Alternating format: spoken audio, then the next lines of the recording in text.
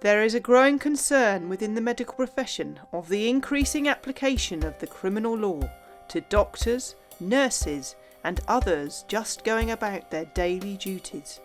One such example was a patient with abdominal pain not reaching theatre in time, which led to a surgeon being jailed.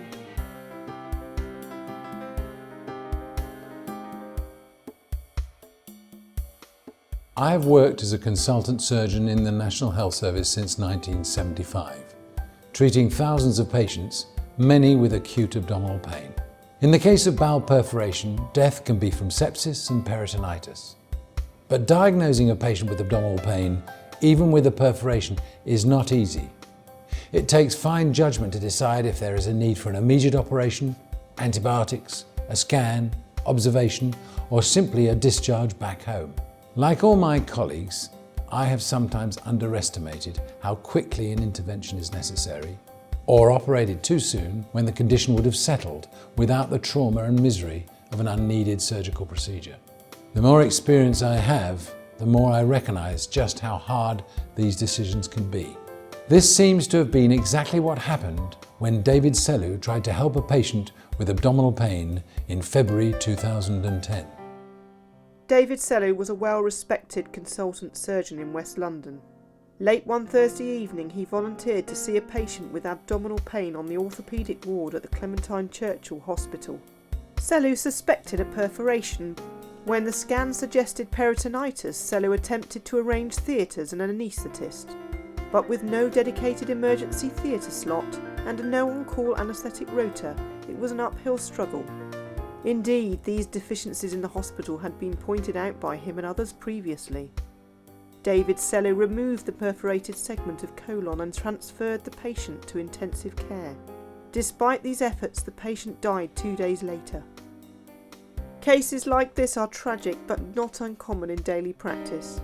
Indeed, 5,000 patients die of this exact kind of abdominal sepsis annually in Britain, and surgeons know that not all patients with peritonitis will survive. When any patient dies in hospital, we review the case carefully in a supportive environment. Often it is clear that most mishaps are due to systems errors rather than mistakes by an individual. This objective analysis did not happen in David Sellu's case. He was suspended by the Clementine Churchill Hospital. The coroner referred the matter to the police. The Director of Public Prosecutions decided to prosecute. At his trial in November 2013, many of the complexities of the case were not adequately explored. Despite this, the jury convicted Sellu of manslaughter by a majority of 10-2, and he received a sentence of 2.5 years in prison.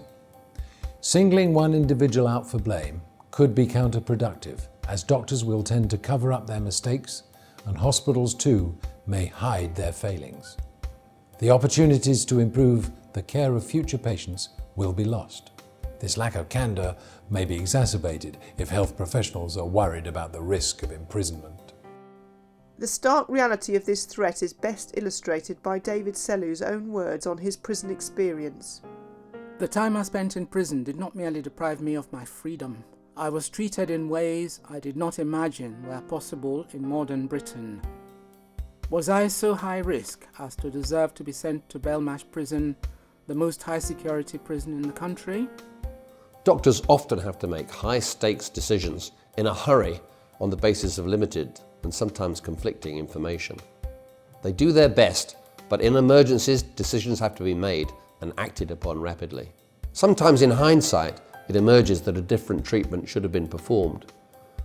But the threat of criminal prosecution in these difficult situations, I believe, helps no one. The Sellu case seems to have heralded a whole era in these prosecutions, and it is a serious worry for doctors and others. But it should be a worry for patients too. Indeed, a recent survey showed that 48% of doctors are now reluctant to take on high-risk cases, and a full 86% are now practicing defensive medicine, which may mean ordering unnecessary and potentially risky investigations. This could have serious unintended consequences. In a 40-year career, a doctor will care for several thousands of patients, many with complicated problems. Occasionally things will go wrong. Jailing doctors and other healthcare workers after medical mishaps seems unjust. and may threaten the care of future patients. Instead, let us aim to create a system like the airline industry, where the reporting of mistakes is applauded and lessons are learned. The result will almost certainly lead to increased safety for the patients.